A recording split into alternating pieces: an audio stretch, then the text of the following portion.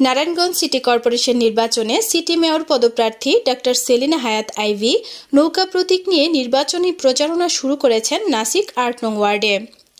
২৯/১২/২০২১ ইং রোজ বুধবার বিকেল ৩টা ৩০ নাসিক ৮ নং ওয়ার্ড কাউন্সিলর রুহুল আমিন মোল্লাকে সাথে নিয়ে ৮ নং ওয়ার্ড পাঠানটুলি বাসস্ট্যান্ড থেকে শুরু করে নাসিক ৮ নং ওয়ার্ড সম্পূর্ণ এলাকা নৌকামার্কা ভোট চেয়ে নির্বাচনী প্রচারণা চালিয়েছেন।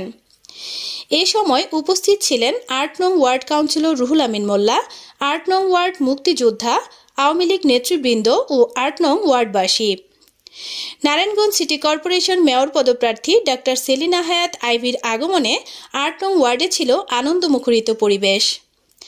ডক্টর সেলিনা হায়াত আইভিকে নৌকা প্রতীক ও ফুলের পাপড়ি ছিটিয়ে বরণ করে নিয়েছেন নাসিক ৮ নং ওয়ার্ডের প্রতিটি মহল্লার সাধারণ মানুষ। নারায়ণগঞ্জ সিটি কর্পোরেশন মেয়র পদপ্রার্থী ডক্টর সেলিনা হায়াত আইভি এক সাক্ষাৎকার বক্তব্যে বলেন, আজ থেকে আমার নির্বাচনী প্রচারণা শুরু করেছি এবং প্রতিটি ওয়ার্ডে নির্বাচন পর্যন্ত চলবে নৌকা মার্কার প্রচারণা এবং আমি শতভাগ আশাবাদী আগামী ১৬ জানুয়ারি ২০২২ সিটি কর্পোরেশন নির্বাচনে নৌকার জয় হবে ইনশাআল্লাহ।